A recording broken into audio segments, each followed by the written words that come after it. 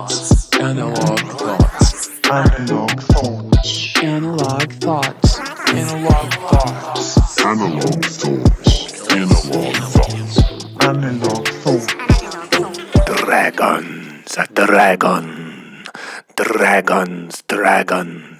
Dragony dragon. I am the dragon. You are the dragon.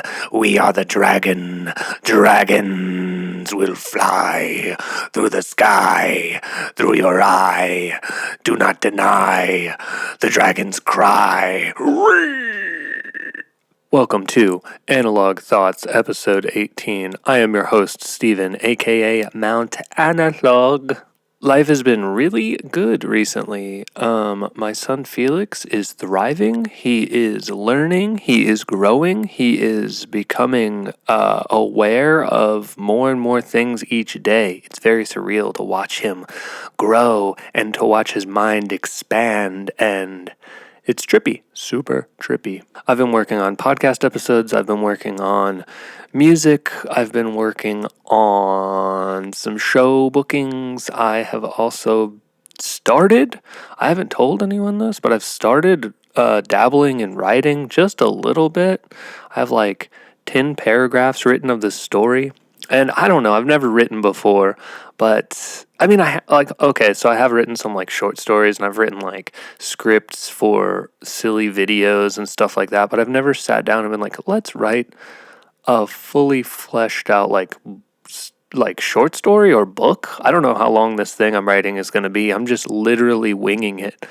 And I was looking at like methods on like building a universe and building how to like develop characters and stuff, and a lot of stuff I was reading was like you can only kind of do so much in terms of like universe building. You have to just kind of have like a skeleton, like a framework, and then you just have to start writing and let the story sort of organically manifest itself, because there's only so much prep work you can do. Like the story's got to be alive, and it's got to be moving, and it's got to be it's got to kind of take on this life of its own.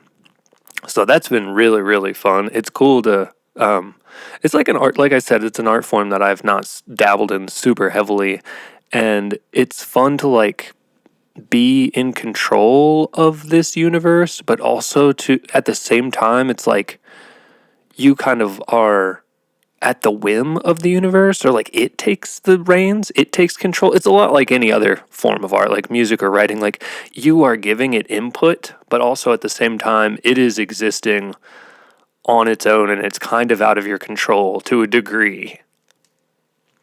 So that's been really cool, communicating with the writing gods and figuring all that out. Or not even figuring it out, but just experiencing it. And as far as control goes, I wanted to kind of touch on that a little bit in terms of mental health. Like art is like that with control, where like you manifest the idea and you kind of steer the idea, and it exists on its own, and it has its own. The idea has its own ideas. But with our minds and with our lives, sometimes it can get overwhelming when we feel like we are not in control. But I just want to remind everyone listening that you are in control. You are the captain of your story. You are the writer of your story, and you can make changes. You can edit things. You can change the course of the story that you're in. It's never too late to omit characters, or write in new characters, or write in new ways that you think you need to grow and develop.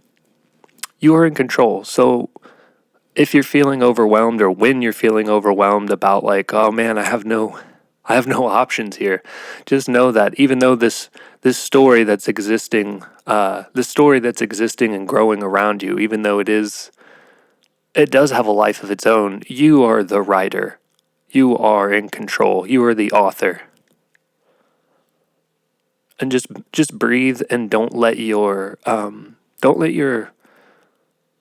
mind trick you into thinking you are without control, because you have maximum potential and you have maximum control. Empower yourself, baby! Other life updates: I planted some pumpkins, got a bike trailer for Felix, and we've been going on bike rides. My indoor plants are doing very well too. I've got some succulents, a cactus, some ferns, but I've got a handful of them. They're mostly like ferny and succulent-y because they're indoor and they're like hardy, and they get like indirect sunlight. But anyway, been doing a lot of planting. I've also been focusing on releasing a new single like every other week. I have one coming out on the 30th that is called I Like You. It's already out on my Patreon now, so if you're one of my patrons, you've already heard it. And also, if you're one of my patrons, thank you, I love you. Mwah. Today we're going to talk about dragons, because really, just why not? I want to talk about the origins of dragons. I want to talk about, both their fictional origins and how they relate to culture and customs across the world. And I think I kind of picked this topic because I've been just reading. So I've been reading and listening to audiobooks of so many fantasy novels recently, and I've been writing. It's funny because even though I've been doing that, the type of story that I'm making is a little more science fiction-y than fantasy. But I've been reading a lot of fantasy, and it just sparked this idea of I want to do something. I want to do what's the most classic fantasy element, or one of the most classic fantasy creatures, and I was like, dragons. I might also do another one on wizards. I don't know, but that was the first one that popped into my head, so I was like, dragons, let's run it. I also wrote down wizards, so there may be a wizards episode, possibly directly after this one. They are considered strange and mystical. They're revered and respected, and they are presently in fantasy while also being connected to reality in myths, legends, and ancient cultures. They're truly magical beings that kind of blur the lines between these realms. There's many different kinds of dragons. There are serpent dragons that we see represented in Asian cultures and stories, and then there's the more flying lizard type dragons that pop up in countless European tales and folklore. And then we have hybrids of different types of dragons throughout fiction and fantasy. We have fire dragons, ice dragons, good dragons, bad dragons, dragons with human faces, god dragons. Every culture has their own spin on what a dragon is and why they're important. And the overall concept of dragons has gone through countless mutations over time. And when most of us think of dragons, the giant scaled fire-breathing monster is usually what comes to mind. However, like I've already said, this wasn't always the case. When we go back thousands of years to Greek mythology, we can see that they had lots of creatures in their tales that resembled dragons, but didn't necessarily fit the modern description of what a dragon is or looks like or does. The word dragon actually comes from the Greek word drakume, which means to see or to stare. And a little side note here, if you're a Tolkien fan like me, this will make sense as to why his dragons are always hypnotizing people or putting them under spells while they stare at them.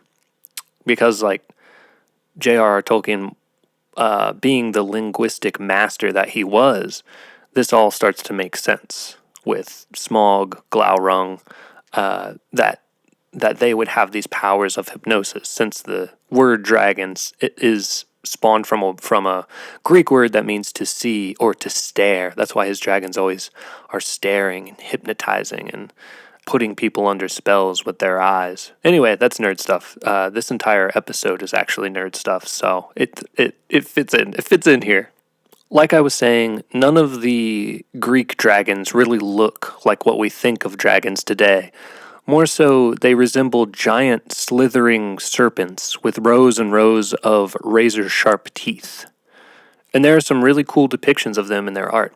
They look like kind of how you think they would. They're giant gnarly snake monsters, and they're usually depicted eating people, eating ships, or destroying towns and killing people. They also had dragons and serpents with many heads, and these serpents were usually guarding treasures, or they were guarding sacred, whimsical, mystical areas or realms.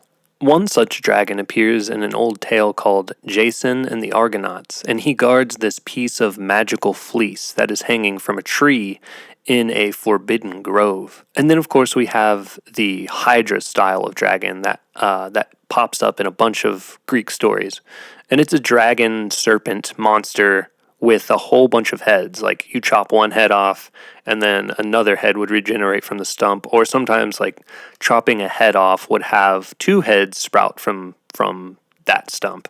And I kind of wish that humans had this ability. I wish I could chop off a finger and then like sprout two more fingers from that stump, like, or chop off my arm and get like two more arms. And I think people would just, if we did have that ability, people would be chopping their limbs off all the time. Like, people would just be like, but then it's like, if you chop your own head off, would you get another head? Like, you're like another, and would that head have its own like autonomous, like have its own autonomy? Would it have like a separate brain from your brain? Or would your brain function as the mind for that head? I don't know. I know starfish have regenerative properties, and some lizards do too. Like, if you chop off a limb or a finger, or I guess a claw, they can like regenerate, which is just crazy to me, like, thinking about that. But also kind of makes me think of how stem cell research works, how like we can grow an organ in a tube with stem cells, or like we can pretty much grow a whole nother human with a stem cell. Like, there's this base code genetic material. And it also makes me wonder if someday we might be able to like grow a non-human thing from a human piece of stem cell. Or could we like fuse the DNA? That's probably already happening. Scientists are probably already fusing animal DNA with human stem cells to make like human animal hybrids behind the scenes. It's all behind the scenes. Anyway, I kind of got off on a tangent there. Let's get back to dragons. So I want to talk a little bit about a creature in Greek mythology called the Chimera. And the Chimera, although its actual appearance isn't super similar to medieval dragons, it's seen as being possibly the influence for the inception of medieval dragons. Even though it's like, in Greek mythology, it's not talked about super often, and it is one of the least dragon-esque monsters. Like, it's still considered like a primary influence, and I'll get into why. As a creature, the Chimera's front half is a lion. The middle part and back legs are that of a goat, and it actually had another head, a goat's head, on this middle/back section. So think of it, I know that it gets a little confusing, but think of it like lion's head up front, and then a goat's head in the middle, like punching out of the chest, and then the hind parts of the Chimera are all snake-like and like scaly. It actually has a tail that has a snake head at the end of the tail. And I know what you're probably thinking, like, how did this unholy abomination of a creature, how is this responsible for the creation of a medieval dragon? Even though it didn't exactly look like a medieval dragon, it had a lot of similarities. The goat head that stuck out of the middle could breathe fire. And it also saw scales taking a more prominent role in the creature. Like, before the Chimera, the serpent creatures in Greek mythology were smoother and like not as scaly. And perhaps the biggest reason that the Chimera is an influence in making the medieval version of dragons is that there's a Greek story that it's featured in, and it's slain by a Greek hero named Bellerophon. In this story, where Bellerophon slays the Chimera, was, we'll just say, adopted into a medieval story about Saint George slaying a dragon. not only was the story lifted, the iconography and artwork also directly resembles the Greek tale of the Chimera. So this new tale, lifted from the old tale, sees the shape and the style and the vibe of the Chimera mutated into the medieval perception of the dragon. Dragons were the monster of choice for the medieval period. Some of this influence comes from the Greeks and Romans, and some from Christianity. And we get all these tales written and rewritten and shared about valiant knights and saints saving towns and villages from dragons. And with these stories, the perception of what the dragon is changing. They're no longer protectors of treasures and mythical places. They become full-on terrors, dark, almost demonic forces that destroy and kill and eat people. And then we see, of course, Christianity getting a deeper hold onto things. And this is actually how that story I mentioned earlier about St. George comes into play. So in order to really talk about this, I'm going to briefly gloss over that story. There's a village that is watched over by a dragon. And by watched over, I basically mean extorted. The dragon promises not to burn the village down or let anything else attack the village if the villagers give the dragon an offering of livestock and riches every so often. And eventually the dragon's demand outweighs what the village is capable of giving. So the villagers have no other choice but to start giving the dragon humans as a sacrifice. Mene, mene, mene, give me your firstborn, I need more blood. Mene, mene, I will burn your village down. Mene. Eventually, the princess of the village was chosen as the sacrifice. And at this point, in rolls St. George. He is a respected Christian soldier, and he rolls up, rescues the princess, and promises to slay the dragon if the villagers all become Christians. They accept, and George cuts the head off the dragon. And there's way more to this story than that, but in a nutshell, that's it. Honestly, for me, it's kind of like a jerk move for St. George to roll up and be like, hey, I'll kill this dragon, but you guys all gotta change your faith, or else I'm just gonna let the dragon go. Like, what an a-hole, dude. This story, and the story it was lifted from, about the Chimera, are the archetypes for so many modern tales about knights and dragons and bravery and courage. So just a little recap on that. The Greek story of the Chimera gets retold where the hero is St. George, and then the narrative of the Christian churches in European areas is intertwined into the story, making it so the dragon almost becomes the symbol for the devil, and that the hero of Christianity is saving people from the devil. But that's kind of like the Christians were doing what every artist does. They're stealing. They're lifting from other stories. They're mutating stories. They're retelling stories with their own spin on them. And that's kind of how, even beyond the Christian church, that's how stories are. If you listen to my episode about the Brothers Grimm fairy tales, then you've already heard how some of these stories have mutated over time. And every classic story that we know and love is nothing like its origins.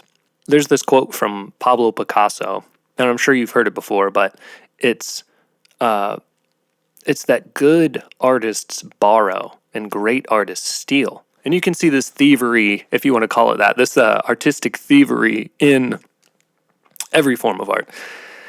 It's not only is it in stories, it's in music, it's in cinema, It's in everything. Every artist is stealing and mutating. Whether it's a subconscious thievery or not, it's happening no matter what. I mean, that's really how we use the term inspiration. Like, what inspires you? What artists are you most inspired by? Like, asking that question is also kind of asking, like, which artists are you stealing the most from creatively? And like I said, it's not a malicious thievery, I don't think, even though I think in the Christian sense, in the Christian sense of stealing this story and embedding their philosophies in it, it is a bit more twisted and weird because you're trying to indoctrinate people via the art. But the fact that no matter what kind of art you're getting into is still what kind of art you're creating, that sentiment still remains. Like, if you are a creator, you are actively lifting, stealing, influenced, whatever you want to call it, by other pieces of art. But honestly, I don't mean to paint that in like a negative way. I think that art is alive and it's constantly being reborn, it's constantly being mutated, and that's just the essence of art and the human experience. It's really beautiful. It's a really beautiful thing. I don't want to sound like pessimistic about this. It's just part of the creative process in general. Like, I know I keep referencing Tolkien, but if it weren't for all of the folklore that existed before the stories that he wrote, none of the stories he wrote would exist. You know, he didn't invent dwarves and goblins and ancient gods and elves. Like, all those things existed before he picked up a pen or sat in front of a typewriter. And that's happening today in all genres: fantasies, science fiction, horror. They're all pulling from paying, and a lot of times they're paying homage to the things that they love. The creators are like, I respect and revere this thing so much. It's had such an influence on my life. Here is a reinterpretation of this energy. And I wasn't sure if I was going to talk about this next point, but I'm going to talk about it anyway because I feel like it's relevant to what I'm explaining.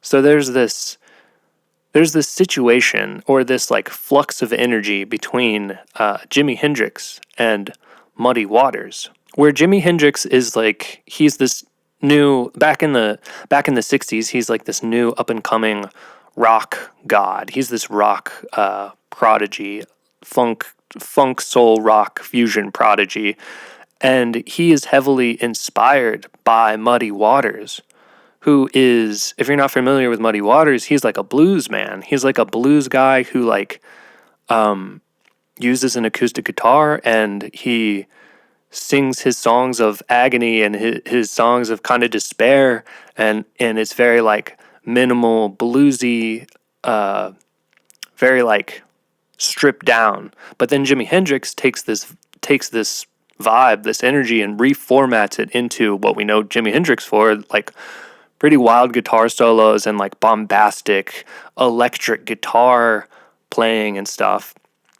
And his career develops and he comes to a position of fame, and eventually Muddy Waters hears Jimi Hendrix music and he's like, wow, this is insane. And he recognizes what Jimi Hendrix is doing in terms of like using these like blues riffs, and introducing them in a new way, introducing them into this like into the zeitgeist of like rock and funk electric guitar fusion that was really popular in the 60s.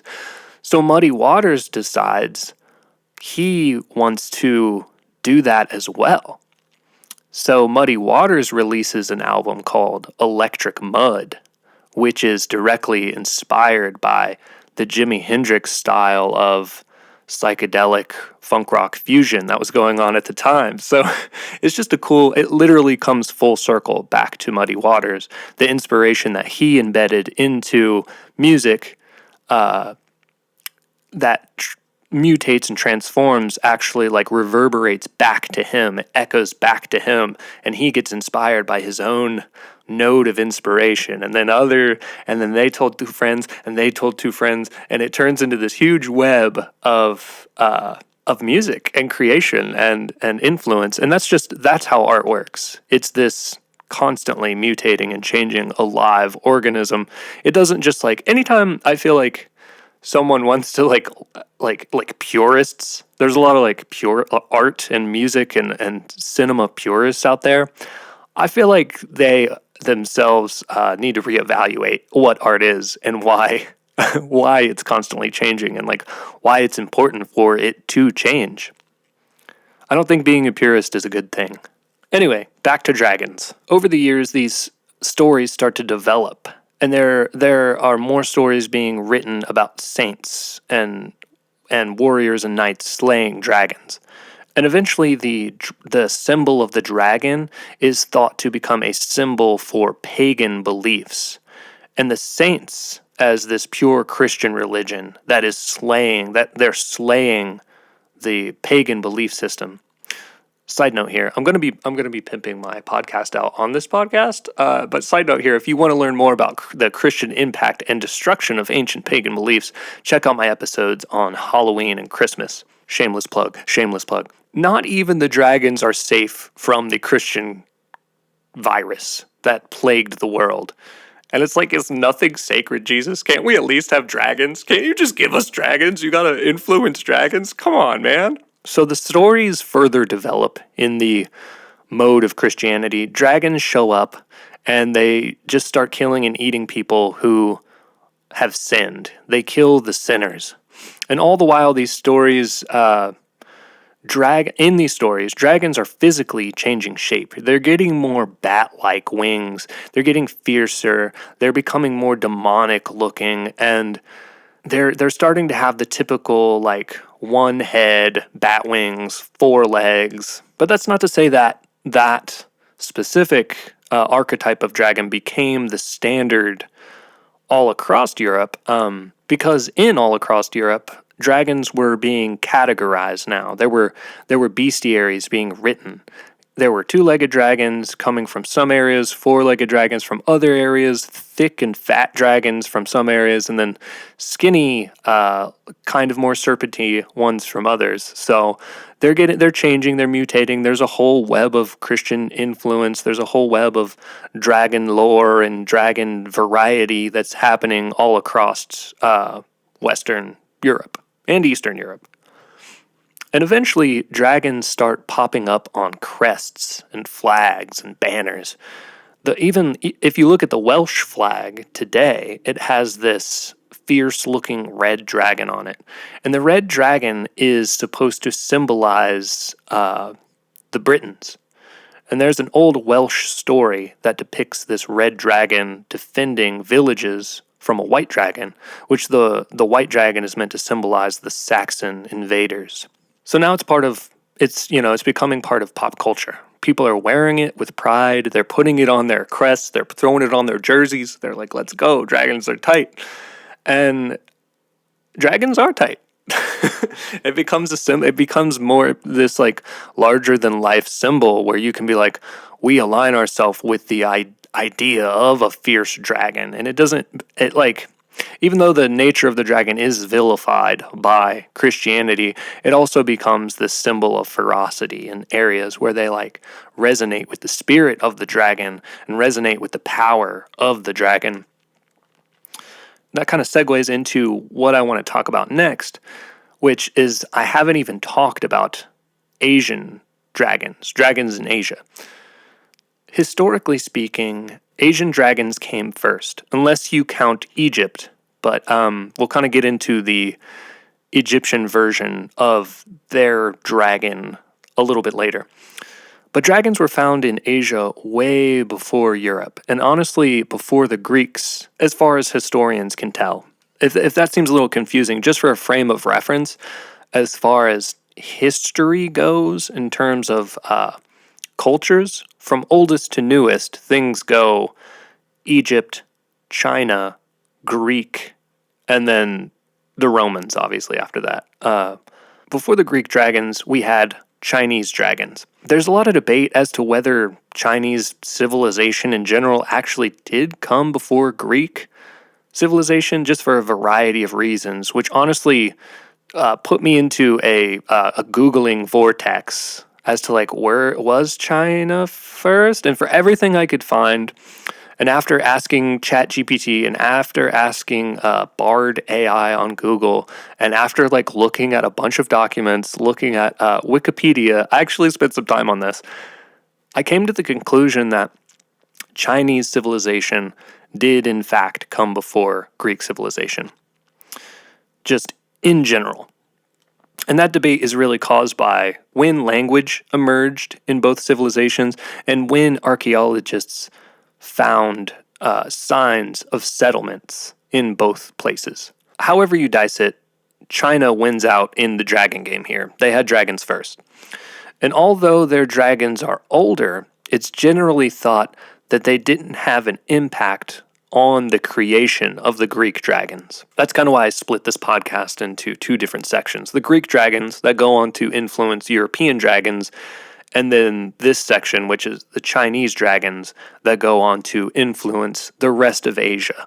They're two very different versions of dragons. Ancient pieces of Chinese pottery and jade sculptures have been found long, long before other dragon-related artifacts from other parts of the world. And dragons throughout Asia have a similar appearance to those in Europe. Kind of like they're serpenty. They're snake-like creatures. Some of them fly, some of them don't. Some breathe fire, some don't. But the way that they really differ from European dragons is what they symbolize. In Europe, the dragon grew to become known as a symbol for fear and death, and literally, in parts of Europe, the presence of evil or the presence of the devil. And in Asia, they're known for just the opposite. Dragons are signs of good fortune, good luck, and prosperity, strength and power. And often warriors or people of high esteem would be compared to dragons. In their mythology and storytelling, dragons are at the very top of creatures that are revered. Heroes and gods rode dragons, and for centuries, dragons were associated with emperors, which makes sense considering their affiliation with power and prowess. There are even some stories that say that there are emperors or warriors that are descendants of dragons, and also Asian dragons are seen as rulers and producers and protectors of water, waterfalls and rivers and seas. So dragons in China and other regions of Asia are considered to be gods of water, which also is kind of like parallels like gods of life. Like water and life in a lot of mythology is intertwined, and life and the sun and water and elemental gods and elemental creatures are always like paralleled with being producers of life, usually. In China, there are 4 major bodies of water, and I wrote down the names of these 4 seas in China, these 4 great bodies of water, but I'm not going to put you through me butchering their names, because I am not I don't speak Mandarin, and I feel like I'd be doing these names a great disservice. But if you are interested in those names, just Google it, and you can see the 4 major bodies of. There's one in the east, one in the north, one in the south, one in the west. So, not only are dragons seen as protectors of these bodies of water and the resources that they hold, they were and are seen as creatures that control these bodies of water and control rain and control weather. I know that I mentioned Egypt had a little tiny bit in the history of dragons too. Like they have a little nugget of dragon history, which you'd think in all of Egypt, which, shameless plug here, I do have an episode that's all about ancient Egypt, so go check that one out if you want to hear more about their gods and deities. But anyway, considering all of their gods and deities, they had hundreds, and there's only really 2 creatures that resemble dragons in Egyptian mythology. The first one I'm not really going to talk about. It was the steed of one of their gods, and it's really more kind of like a griffin type thing, kind of eagle-y, less dragony. But the one I do want to talk about, the one that does more so resemble the likeness of a dragon, was a creature named Apep. And Apep looks like a giant cobra. And every night when the sun went down, the Egyptians thought that the sun god Ra would go into the underworld. They'd see the sun set and they're like, Ra is entering the underworld.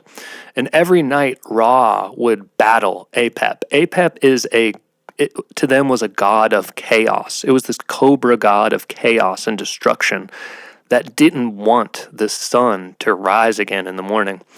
And he would swim in the waters of the underworld, as Ra was in the underworld in his boat, waiting to have the sun rise again in the morning. And he would do battle with Apep every single night. And when the sun rose in the morning, the Egyptians would be like, Ra won again against the cobra Apep in the underworld. We are getting a new day. So each new day was a victory for them and for Ra against the demonic water cobra. Hey yo, so this is like the middle of the show, and I wanted to, first of all, thank everyone for dialing into this podcast. I'm glad that you're here, and I'm glad that you are sharing this experience with me. If you'd like to support the podcast, leaving a 5-star rating on whatever platform you're listening to this on goes a really, really long way. Also, if you are able to leave a review for the podcast, that also goes an extremely long way.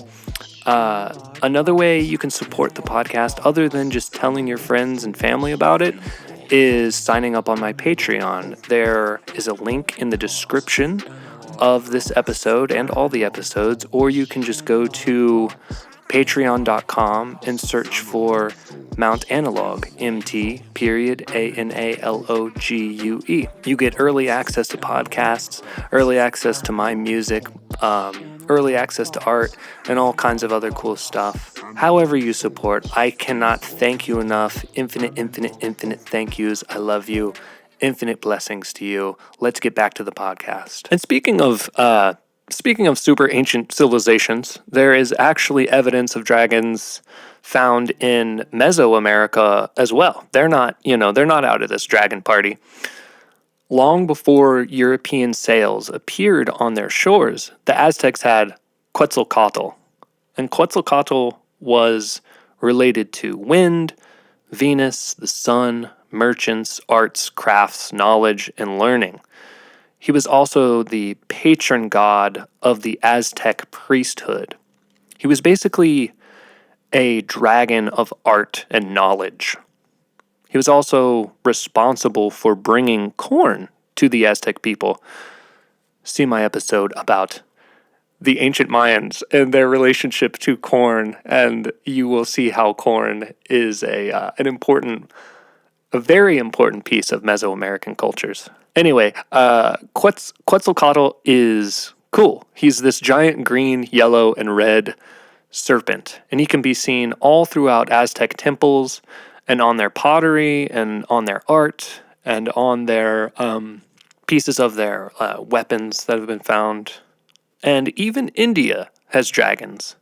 There's a Hindu god named Vertara that is represented as a snake in their Vedas that is also a god of waters and rainfalls, just like the Chinese dragons. So this brings me to an interesting point. Why throughout human history have all of the civilizations on Earth come up with some form of dragon creature, some kind of flying serpent creature? And some historians think it's because of humanity's general fear of snakes. And there are actually studies that indicate we have a biological response to snakes.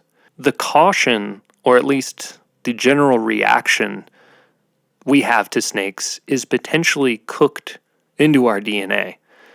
It's a survival instinct. Like, Snakes are weird, maybe bad, increase adrenaline, dilate pupils, sweat, proceed with caution. I'm really just simplifying it though. There are actually studies that neuroscientists have done that track our amygdala response when we are in the presence of snakes. And there is a definite reaction every time. Even if you're like, I'm not afraid of snakes, which I don't consider myself afraid of snakes. I'm okay handling snakes. I don't have a problem with it. I obviously wouldn't want to hold like a venomous, ferocious snake.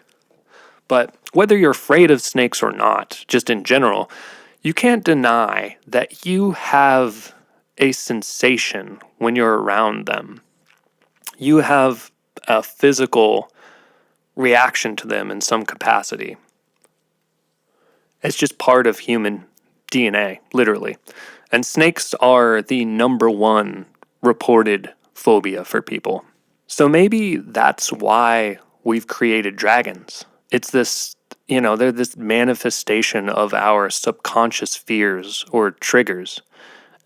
And whether humanity realizes it or not, maybe dragons are a result of this biological entanglement that we have to them. We've turned these snakes into larger-than-life creatures that should be feared or at least respected because of their power.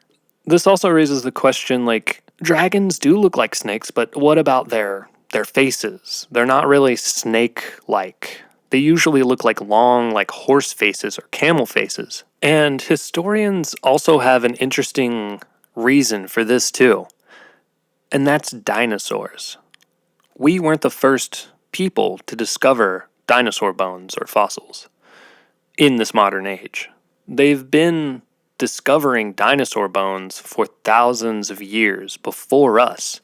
See my episode on dinosaur extinction. Plug, shameless plug.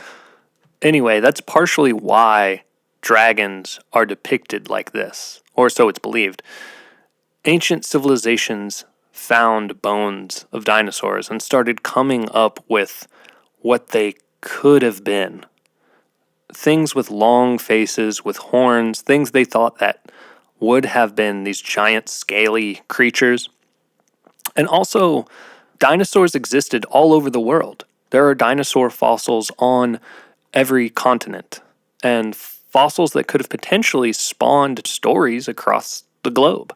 And during the mass extinction event, a lot of dinosaurs died together during the asteroid impact 65 million years ago. There are certainly all across Earth piles of dinosaur bones and fossils from different creatures that would have been that could have been misinterpreted as belonging to one singular creature. So all these dinosaurs are squatted up, asteroid hits, they all get killed all at once, and then there's like a pile of dinosaur bones, and people digging them up thousands of years ago or finding them thousands of years ago, and they could have just been like, what is this massive creature? This is huge. And even though dinosaurs were huge, they could have been lumping in piles of dinosaur bones all together and saying that this thing had multiple heads and it had 6 legs and 5 tails, and they could have been misinterpreting vertebrae as wings. Who knows? But all of that, of course, is it's just theories. No one will ever really know where the idea of dragons actually comes from. It could just come from imagination. It could come from telling campfire stories and saying, I saw a snake, it was freaking huge. And then, that story of sweeping a snake out of your garden, a huge snake out of your garden, turns into, the snake, it was 10 feet long. And then, you're by the campfire, you're by another campfire and you're trying to entertain and you're like, that snake was 20 feet long, and so on until it becomes, this snake was the size of my house. And it could have come from that. It could have just come from creative storytelling. I personally like to think that dragons were real. in all of their varieties. The demons, the protectors, the harbingers of doom, the respected godlike water dragons. I want them to all be real. Who knows? Maybe dragons were real. This also brings me to another very important question.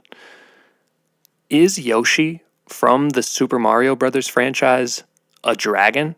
I know, he looks like a dinosaur, but also he eats tortoise shells and then can breathe fire after eating the shells. So I dug up the manual from Nintendo from 1993. And the manual regarding the Super Mario Brothers universe sees Yoshi referred to as a dinosaur, but his scientific name is listed as Yoshisaurus Munchakoopas, which leads me to believe that he is a relative of the Koopas, who are descendants of Bowser. And Bowser is often referred to as a turtle dragon.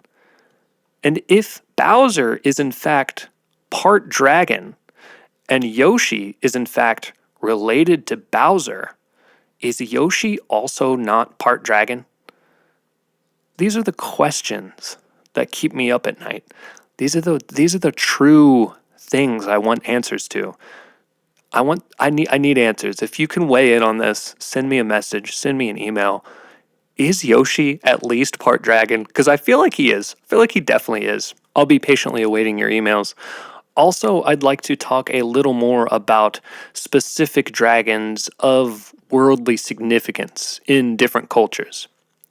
Just because I feel like there are so many dragons across the world, I can't talk about all of them, but I want to talk a little bit about some that are of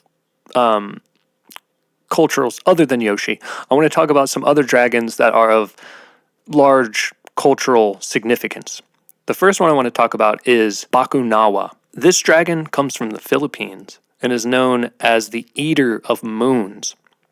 The story goes that Bakunawa was around a long, long time ago in an age where Earth had 7 moons. And Bakunawa was obsessed with the moons, their glow, their beauty, but admiring them from afar wasn't enough. Bakunawa decided to eat the 7 moons, and the people of Earth played drums and they made loud noises and they sang for pity to try to convince Bakunawa to put the moons back in the sky. And when the Spaniards eventually made their way to the Philippines in the 1600s, they heard this tale and turned Bakunawa into a word for evil, or Satan, just like what had happened all across Europe in the medieval ages. So the story develops over time, and some versions of the story see Bakunawa spitting the moons back out as a show of pity to the people of Earth, and some show Bakunawa facing off with saints, like the previous stories, where the saints destroy Bakunawa and retrieve one of the moons from his stomach. Another interesting fact about Bakunawa is that in many parts of Southeast Asia, that name, which translates to moon eater or man eater, is used as a slang term for corrupt politicians or greedy people. We've got a lot of Bakunawas in our government in the United States. The next dragon I want to talk about is Nidhogg. Nidhogg is a dragon from Norse mythology. He feasts on the roots of a tree that support the 9 realms, the nine realms of Norse mythology. So there's like in Norse mythology there are 9 realms of existence that you can exist upon. But Nidhogg lives under the tree of the realms of existence, and he feasts on the roots. He's kind of like a god of another god of chaos, another agent of darkness. He was referred to by the Norse people as the Malice Striker. And Nidhogg looks like a version of the medieval Hollywood-esque dragons. Giant horns, giant bat-like wings, scales, an immense tail, ferocious claws, Nidhogg, however, was just two-legged, and it's said that under his bat-like wings he carried the bodies of deceased criminals, and he also had dealings with the goddess of the underworld. And he, like most elemental creatures of chaos throughout mythology, wasn't really regarded as evil. Although, yes, he did do terrible, evil things, he was seen rather as a negative natural force of darkness, of death, a vital part of rebirth. He was also responsible for taking criminals those bodies of criminals that he kept under his wings. He was responsible for taking them to the underworld realm, where other dragons would then eat their souls. Mene, you have sinned. You are a crook and a terrible person. Mene. The dragon will carry off your soul and your corpse to the underworld. Mene, where more dragons will feast on your soul in the underworld. It's metal. If you're a bad person, a dragon is going to take you to an underworld of dragons, and you're going to get eaten by dragons. Fucking dragonception.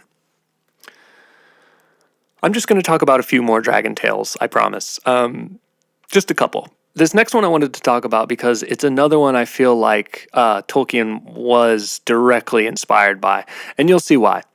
It's another Norse dragon named Fafnir. Fafnir didn't start out as a dragon. He started out as a strong, stout dwarf warrior, and he was the son of a king named Hredmar. Hredmar had another son who was killed, and for this loss, he asked the god Odin to pay him a bunch of gold. He's like, my son died, please give me gold. And Odin's like, all right, here's a bunch of gold. And he gives him mounds of gold, like heaps of gold, Scrooge McDuck status levels of gold. He's just diving into these piles and piles of gold. And so Hreidmar's remaining son, Fafnir, was since he was a strong, assertive dwarf warrior, he was chosen to guard these heaps and heaps of gold. But Fafnir, even though he's strong and has this physical prowess, he's kind of a scumbag. And he's like, you know what? I want this gold. And he kills his father and steals all of the gold. And his greed for the gold was so great that not only was he willing to kill his own father for it, he physically transformed into a dragon to guard the gold. His gold lust imbued him with magic powers. His greed transformed him into a dragon. And he wreaked havoc on anyone who went near his piles of gold. He would breathe poisonous vapors at them, or he would, just swipe at their face and just gnarl them to death. So the king actually had a third son. There was the son who died. There was Fafnir. And then there was Fafnir's brother. His name was Regan. And Regan gets a small band of people together to fight Fafnir, to avenge his father and reclaim the gold that was stolen, and to kill his dragon brother. And Regan and his crew go out on a quest to find an epic sword named Graham, and they procure Graham and use it to cut off Fafnir's head in this epic dragon battle. And Graham, just because I felt like putting this little note in here, Graham is also a sword. It's this really epic sword that's featured in a bunch of Norse tales. It's this like legendary item that if you get it, you're pretty much winning the fight. And that's how Regan and his crew were able to kill Fafnir. And then also a very metal thing happens after this. Regan is like, let's eat his heart. And he asks his companion, Sigurd, to cook the heart for him. And Sigurd says, okay. So he cuts the heart out of Fafnir's chest and begins to cook it. And as it's cooking, he reaches into the pan to give the heart a taste. But he burns his hand, and he recoils it, and he pulls it to his mouth. He tastes the heart, and suddenly begins to understand the language of the birds, which I know the story's really trippy. They're eating dragon hearts, and then he's like, I can hear the birds. So Regan's friend, Sigurd, is communing with the birds. He starts having these visions. And whether these visions are from madness or they're real visions, that's all open for debate. But the birds tell Sigurd that Regan is planning to kill him. So instead, Sigurd kills Regan and runs off with the treasure. I know, it's a weird ending to the story, but that's how it's written. I didn't write it, I'm just retelling it. Regan doesn't get any of the gold. He gets killed by his companion, and the companion runs off with all the gold and the power of hearing birds. He also appears, Sigurd appears in other tales after this story, and he becomes another character that is interwoven in other Norse tales. But like I said, that tale seems to have been a direct inspiration for dragons of Middle-earth, dragons of Arda. In The Hobbit, there's Smaug, a dark and evil dragon that hoards heaps of gold from dwarves that attempt to reclaim it. Very on the nose, Tolkien. Or should I say, very on the Norse, Tolkien. I shouldn't say that. No, I shouldn't. I hate myself. No one can hate me more than I hate myself. Which brings me to my favorite dragons. And you already guessed it.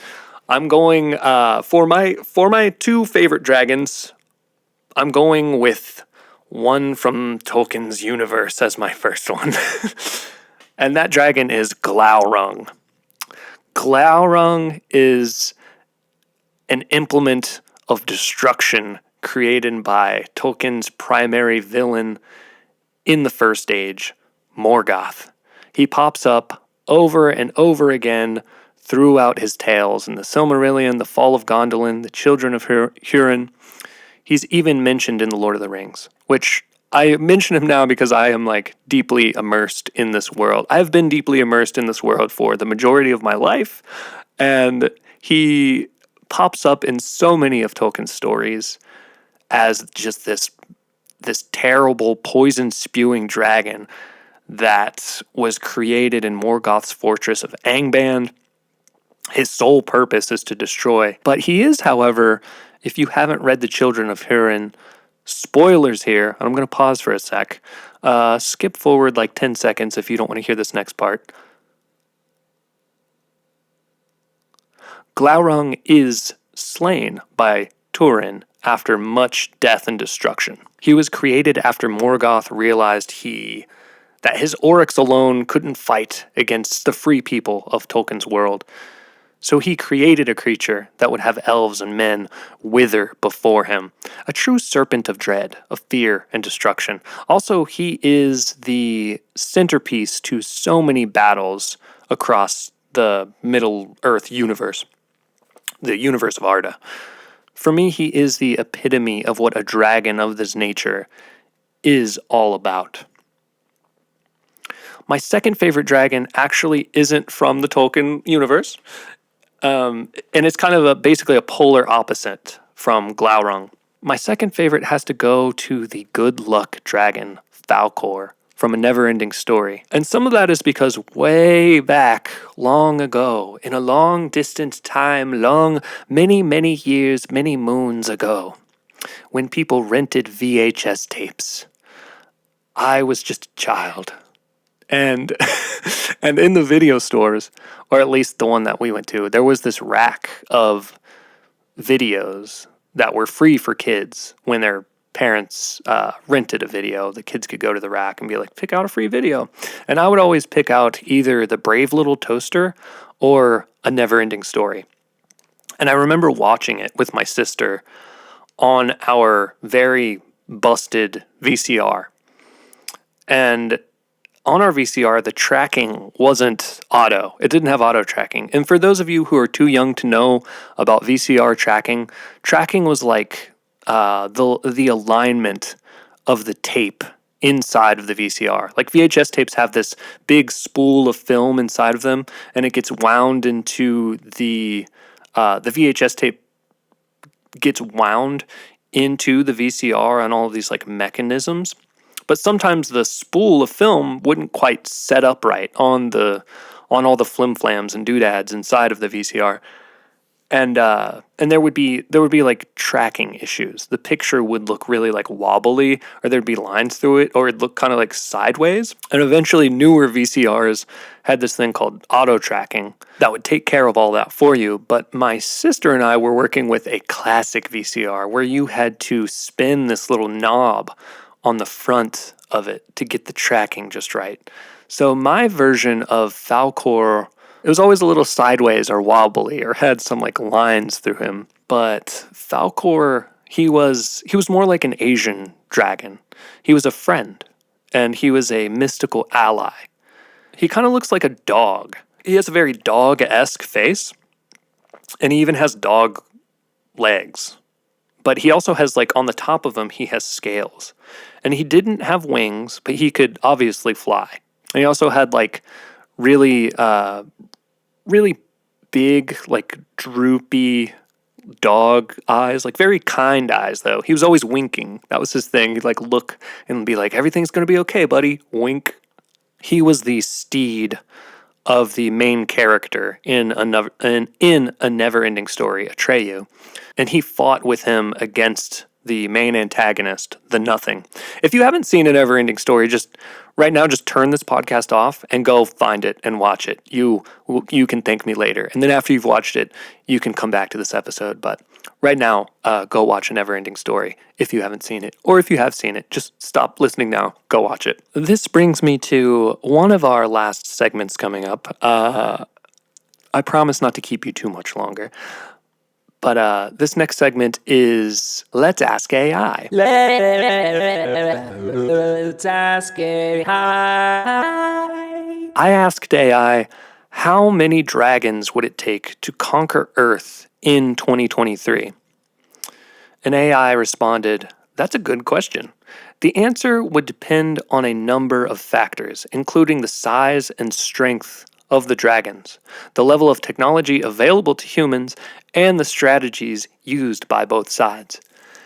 If we assume that the dragons are large and powerful, and that the humans have only basic weapons and defenses, then the number of dragons needed to conquer Earth would be small, perhaps just a few dozen.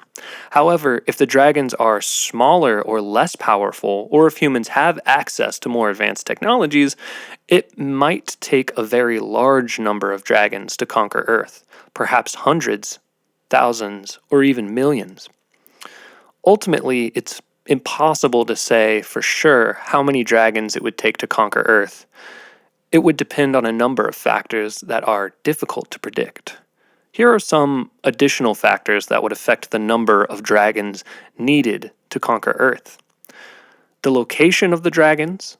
If the dragons were able to launch a surprise attack on a major city, they could potentially conquer a large area with a relatively small number of dragons.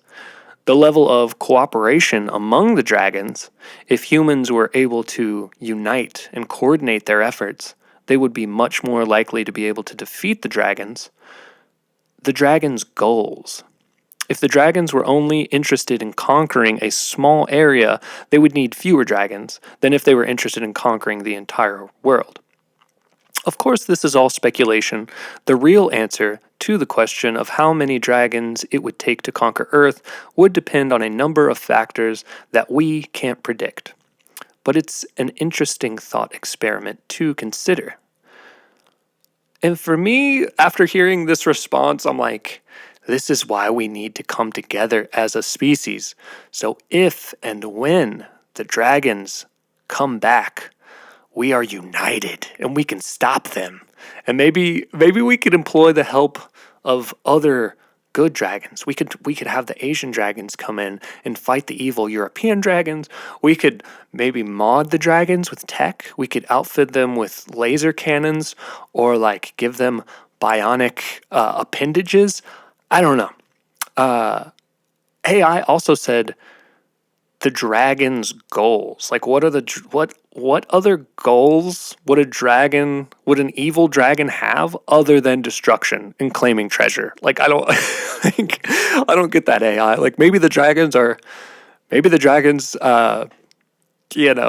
kind of got me thinking, like, if evil dragons did take over, would they set up little dragon houses with little dragon schools and go to their dragon jobs? Would they squabble online over dragon related news and politics? Or maybe they'd eventually be attacked by an even bigger menace than dragons. Maybe we need the dragons to take over. Maybe we could be their thralls and they could protect us from an even bigger threat, like galactic time lords or something. I don't know. Maybe it's time for dragons to take this thing back. Anyway, dragons are tight. Dragons are really fun. Let's get on to our next segment, known as the fun facts segment of the show. And honestly, I feel like this entire episode has been nothing but fun facts about dragons. And I've just been going on and on and on about types of dragons, dragon origins, stories about dragons.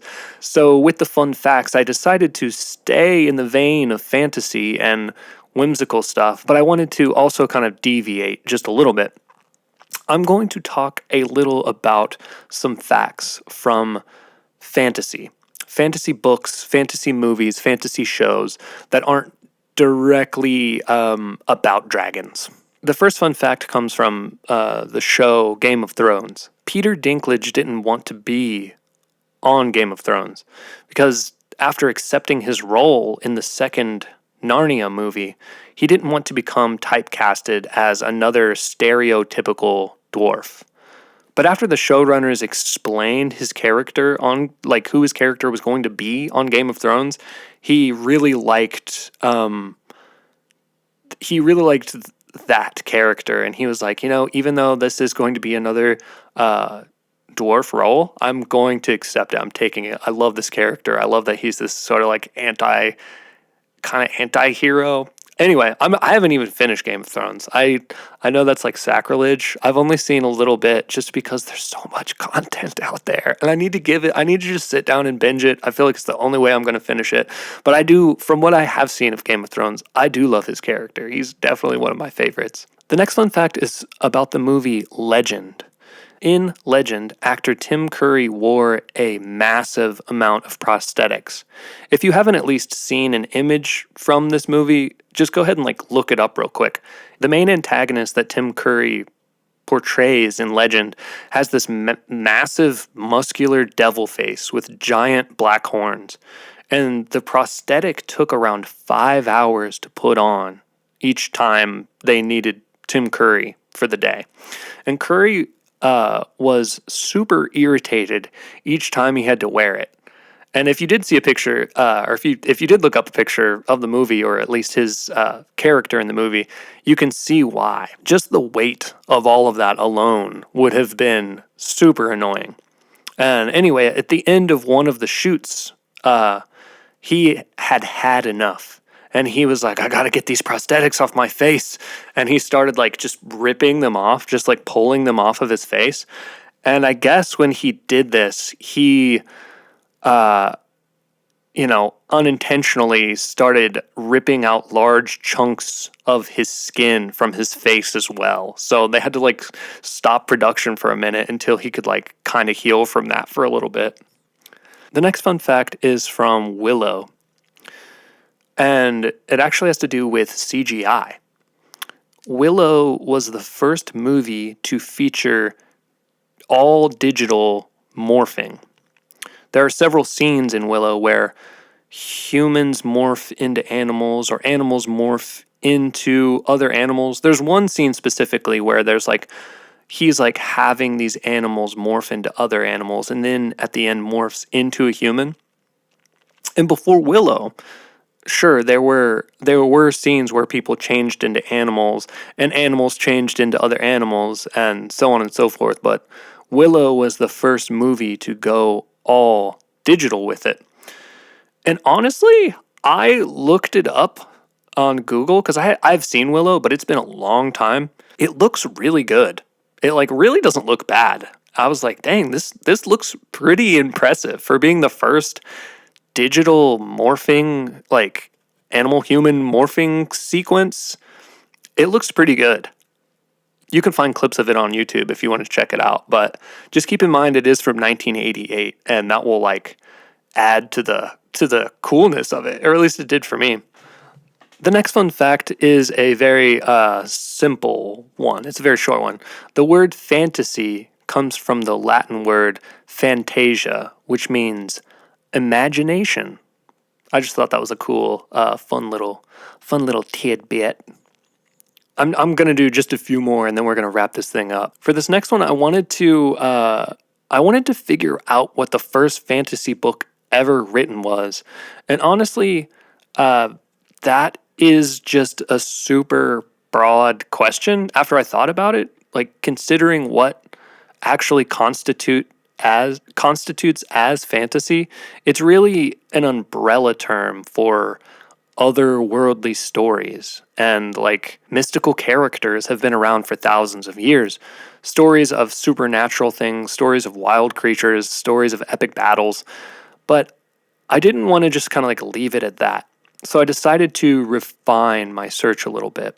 And I wanted to figure out what the first full on published book that dealt with an entire overarching story that had magic users, warriors, kingdoms, possibly like elves and dwarves or knights, all those modern fantasy tropes that we all know and love. I wanted to figure out like who wrote that book, who threw all of those elements together into one story. And it was really hard to get to the bottom of who was the first to publish the first modern. That's my term. It's not. I didn't create the term modern fantasy, but that's the term I'm using for this. Is like who created this like first modern fantasy book? Because the lines here are so blurred. I found a lot of information about it because there's so many parallels between myths and legends and reality. But I came across one book that I think fits the description. Although there was a book that came in second place called The King of the Golden River that kept popping up and actually predates the one that I chose, I feel like after reading the overall plot description of both books, that the winner is the princess and the goblin. They take first place because there's a king, there's a princess, there are goblins, there's the use of magic, there's like mystical realms and caves going on. I just think it fits the description of what a modern fantasy looks like best. So sorry that was a super long-winded fact, but as far as I can tell, the first modern fantasy novel appears to be The Princess and the Goblin. That's another thing I'd like to, if you have any input on that, let me know. What do you think the first modern fantasy? And I'm not talking like high fantasy. I'm not talking like, Tolkien's works or things like that. I'm talking about like the first collection of these elements, of fantasy elements, all coalescing into one story like this. If you have a different opinion on what that is, so I guess that's more of a fun opinion rather than a fun fact. Or I don't know if you can completely pinpoint this question into a fact, but I did some research, and as far as I can tell, this is the one. Let's do two more short ones, and then we'll wrap it up. The largest fantasy video game of all time, and by largest I mean the one that has sold the most and has the most active users, is World of Warcraft. It's a game that's been out since 2004, and it still has over 8 million active users worldwide in 2023. And I've played it once. I played on a friend's profile just to like see what was going on, and I was like, oh, this is a vortex into another dimension. And I like have actively like not played it again because I could see myself getting lost in that world. I really want to get lost in that world, but I just don't know if I should. The next fun fact is that the first fantasy comic book to be awarded the Eisner Award for Best Continuing Series was Sandman by Neil Gaiman, which is another thing I have not read that I really do need to read. Fantasy, dragons and fantasy throughout your mind. Throughout your mind, the dragons and fantasy flow. They fly from the skies, they fly down to you, the fantasy of your mind. We create this art together. We blossom new ideas, the fantasy, the dragons soar through the night. The dragons soar with delight. They show the way to the water, the way through your mind, the way to the fantasy, feeling fine. Fantasy. Thank you for letting me do that. Remember that you are in control. You are writing your story. You are the author, and you create your destiny. Remember to check on your mental health, and remember to check on the mental health of your loved ones. Bye.